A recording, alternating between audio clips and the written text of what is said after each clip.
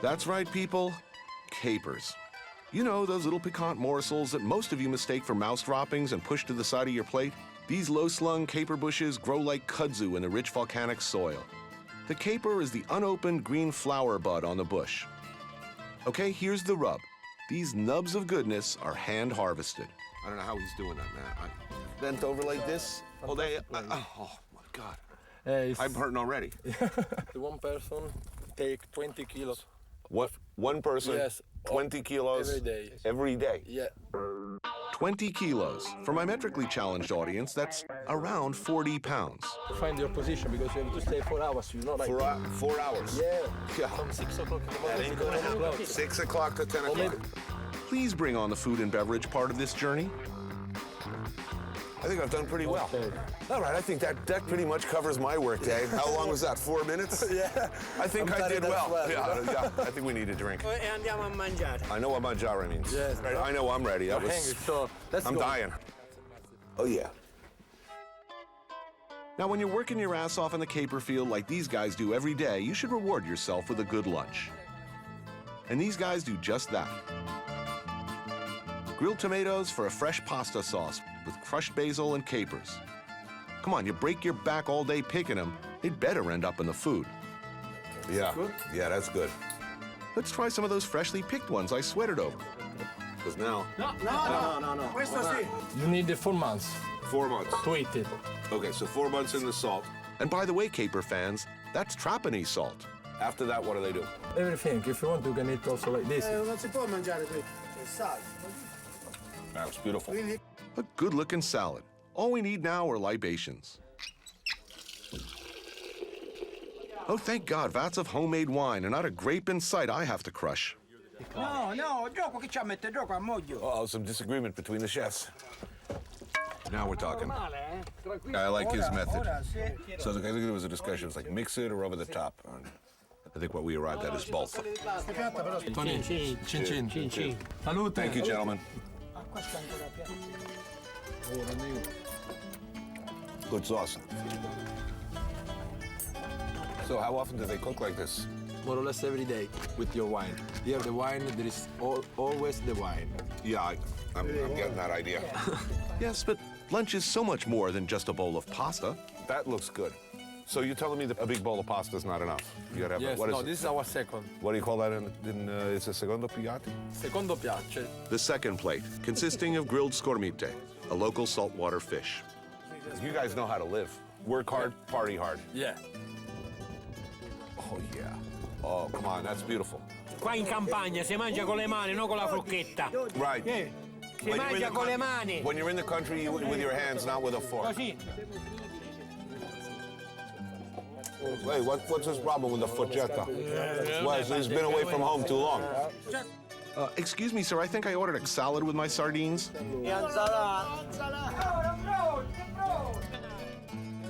Ensalada pantesca. Salad unique to this island. All of your local products are in here. You got your fish, onions, your tomatoes, your capers, fish oil. Oh, yeah. Anthony is fantastic. It's the best. It's beautiful. Il vino. Vino. Yeah. L'uva. Yeah? Oh, you with your feet? Cool. I hope you washed them before you did that.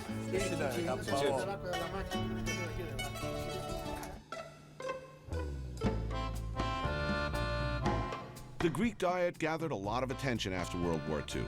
Hitler's armies had stripped Greece of its food to feed German soldiers throughout Europe. At least 250,000 Greeks died of starvation. But 3 years later, American scientists who arrived to help rebuild Crete were stunned by what they found. Those who'd survived were in excellent health, thriving on the tiniest portions of local greens and little else. The Greek diet has been painstakingly studied since.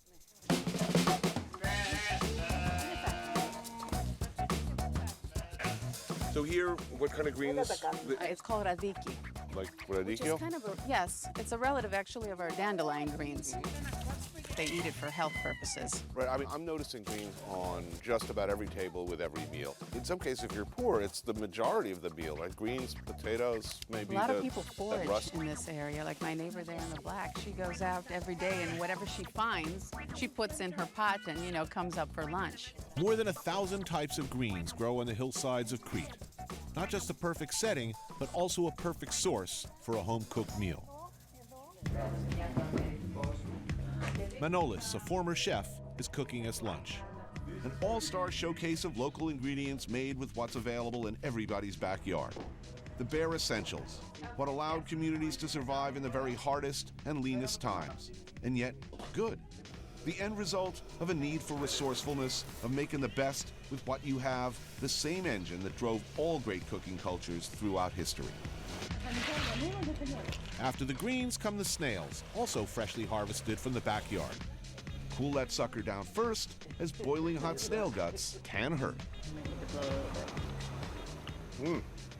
Oh, that is good. I like that. These are one of the oldest Cretan dishes from our grandmother's time. Then greens, again, simply prepared with stewed onions and tomatoes. And finally this, a dish I've never seen before, a dip called staka, made from the butter fat of goat's milk, slowly warmed and thickened with flour. It'll become like a solid mass and the sides will start to come away from the sides of the pot. He always makes the sign of the cross when he's making this dish, so he has a good result. Yeah, 'cause it's tricky. This basically violates all the basic rules of French gastronomy. I can tell you, Yes, putting adding raw the flour into the I was just going to say that, yeah. This is very different from what I'd expected of Greece. Made from the simplest of ingredients and from the most humble of family recipes. Maybe I'd suffered the cruel yoke of too many indifferently prepared dishes in Greek diners in New York and had come to expect something else. This, however, was a stunningly good meal. So these are the famous greens that make all the Greeks This is my favorite dish. Yes, absolutely. Definitely the greens.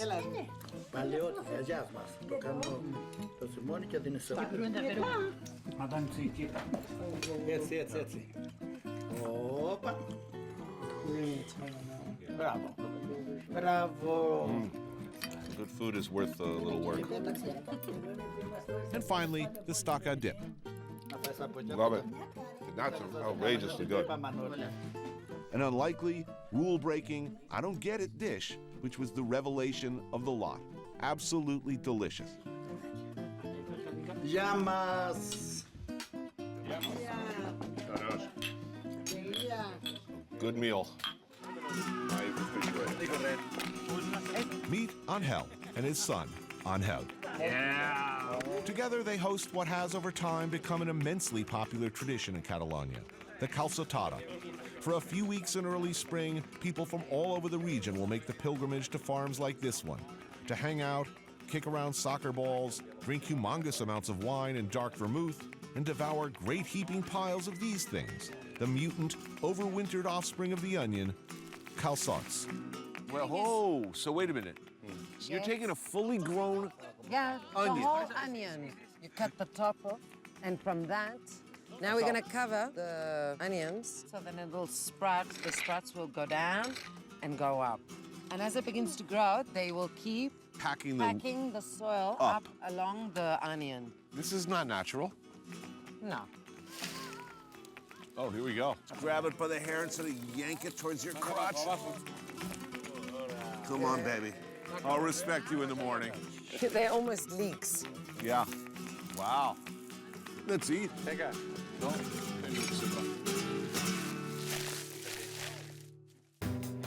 This is a relatively young tradition, but it's a very, very popular one. Is this like a normal, like a weekend thing This during is the a season? thing that everybody in Catalonia tries to do at least once. Really? Now you're gonna shake them, take a bundle, Okay. and you're gonna place them on the grid. Okay. Once the calçots are trimmed and laid out on the grill, a huge fire is started using last year's dried grapevines. A fast-moving conflagration that moves with the wind. You're not kidding. This is not a coal situation. This is a burn the out of them situation. The next step after you take them off the grill is You gotta wrap them in newspaper. All right, batter up. Okay. After a thorough charring, the calçots are wrapped up and placed in an insulated chest to steam themselves into luscious, tender perfection. Okay, Tony, this There. one's yours. Yeah. Good? It's about a dozen or so. And tight, tight. It's a big spliff. Like the live version of Inagata de Vita, it takes about 45 painful minutes for these tightly rolled fatties to be done. Yeah. Oh, yeah. Oh man, that smells just right. Proper calçot eating technique is also a must at these functions. Observe, I shall demonstrate. First, take one nicely charred and steamed calçot. Slip off that outer layer like you're peeling off a pair of pants. Pull down those Jordashes. Put on a little Barry White. Next, and this is critical, drag your calçot through the thick, slightly spicy, nutty goodness that is romescu sauce. A hearty piccata of toasted hazelnuts, almonds, sweet peppers, tomato, and garlic pureed with olive oil. Then coil gracefully into your grateful, gaping maw. Oh yeah. La mia también, eh? I love this. I love this. No self-respecting Italian family lets you leave without a big home-cooked meal. And in this way, Sardinia is still Italy. Every family has its general, its designated chef, and in the Bourdain family, there's no doubt who runs the kitchen. Every floor of this 5-story compound has its own kitchen, but this is the communal one, the main kitchen for special events, and Andriana's busy making the best meal of the trip. The smells coming out of the kitchen would, I promise, bring you happily to your knees. If you could smell this, you'd be biting and snapping your way through your TV screen. Hunks of cinghiale, that's wild boar, you know. One of the few words I actually know, brazen away for one of my favorite things, a special request. Andriana's been helping and shaping what we've seen and done and experienced on this trip since the beginning. Right now, though, it's total control, her time. With her son Flavio, of course, more than ably assisting. He's done this before, I gather. I can recite this meal pretty much by heart. Sliced prosciutto of wild boar, homemade sausages, green olives from the yard, wild asparagus, local artichokes and mushrooms, roasted pepperoncini and local olive oil. Andriana's handmade ravioli with homemade ricotta, and malloreddus, the tender yet slightly chewy, ever so wonderful gnocchi-like things, which I'm insane for, tossed with the braised wild boar. Oh yes. There's a little roasted lamb and lamb bits, the liver, and whole roast suckling piggies, and eel, and Andriana's famous snails with spicy pomodoro. Both times I've been here, and today, it's like the greatest of the greatest hits of Sardinia, all on one table. Generally speaking, you don't trust restaurants around here. It's a sign of failure, or desperation, or ignorance to have to go to a restaurant. Laziness would be a marginally acceptable excuse, I guess, but otherwise, everybody seems capable in the kitchen. Mangia tutto. Il maiale magari no, però mangia tutto. Did you have the pepper? Because it's Not very yet. spicy. Good. It's good. Oh, yes, and I'm going to give you all the food that Mama won't let you have. If she ate every day like this, the grilled cheese would be a thing of the past. I know. I wish you could eat like this every day. Noi eravamo in macchina. Oh, the malloreddus, I'm so excited. Oh, I love this dish. Very happy. Malloreddus with wild boar. Nice. It's very simple, but delicious. Now, they're kind of like gnocchi, but But they're not, they don't They're use not. potato. Flour, water, and salt. Nothing else. Cominciamo col portarlo a tavola. oh, wow. Oh, so cute. Nice. It is cute, huh? In a delicious sort of a way. I know. Wow. It's all the inside of the pig, everything, like everything. And it's wrapped up in the stomach of the pig. Right. The heart, the lungs, everything that you can find inside the pig is all wrapped up All inside wrapped the up in there. stomach. Ooh, the tail of the pig. It's good luck. It's so crunchy and crispy. Oh. What do you do after your dreams come true? I've had 3 or 4 full lives already, most of which I was surprised to find I'd survived. This is like bonus round. Undeserved, probably, but like some insane pinball machine, life keeps kicking out extra points, regardless of how I've played it. I imagine myself, of course, keeling over among the tomato vines in the backyard somewhere, chasing a grandchild around with a slice of orange in my mouth. What Naples is damn beautiful. And old. Being old, it can claim responsibility for a number of iconic innovations of Italian culture, like the mandolin, and of course, the world's most popular food, from Seattle to Tashkent to Singapore. Pizza. A slab or a round of dough covered with tomato sauce, cheese, and maybe some other stuff. Simple, right? Where does pizza come from? A lot of what I grew up eating for pizza, the vendors like to say that this was Neapolitan pizza. What do they mean by that? In 2004, the Italian Ministry of Agriculture actually laid out regulations for how a Neapolitan pizza must be made. Dimensions, thickness of crust, ingredients, even cooking temperature.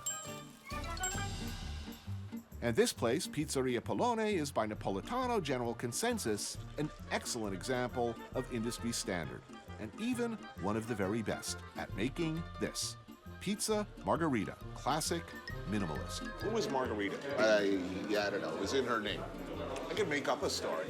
She became the focus of much interest and wild weekend parties with President Berlusconi in honor of her services to the state and her skill with the head of state. A pizza was named after her. Whoa, yes. Oh, that's pretty. That's beautiful. You got your mozzarella, you got your tomato sauce, you got your leaves of basil. Bingo. Note first, the crust. 10, 15, 20 years ago, suddenly New York pizza was like not acceptable. A puffy crust was seen as somehow fake. Suddenly it was all about crispy, super thin crust pizza, as if this was somehow more authentic. But apparently, not in Naples. And look, we got a fairly thick crust here. Note also, the cheese. When did they start putting like industrial, relatively dry, rubbery mozzarella grated on top of pizzas, which structurally is easier to pick up and less likely to leak onto your shoes? One guess would be fresh mozzarella was hard to come by in the first few years of pizza in New York. Notice the fresh mozzarella, which brings us to a unique interplay between cheese and sauce. Now see, here's the thing. To my way of thinking, you kind of let it sit and kind of firm up. Because otherwise you get that weird, like, watery tectonic slide, because you get a lot of water out of the mozzarella. The fact is, you're going to use really good mozzarella. It makes your crust kind of soggy. So really, you have a big decision to make when you're a pizza maker. Am I a cheese guy or a crust guy? They're justifiably famous for their mozzarella around here. So they can hardly be faulted with erring on the side of cheese. But the best New York wood-fire pizzas, where they make a point of using fresh cheese, respecting the classics, not that far from this. If this is closer to the utility slice, texturally speaking, than the sort of thin crust artisanal pizza. But here's the most significant difference between New York style and Italian style pizza. You eat it with a knife and fork.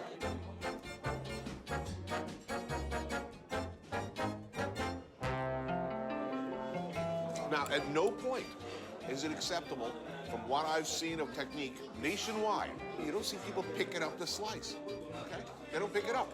Cookie, right? I don't even know how to attack it. Do you cut it in wedges? What do? You go right at the fillet in the middle, start cutting the heart right out. Whoa, he's picking up. He's going for the lift. Where are you from, sir? Notice you're eating pizza with your hands.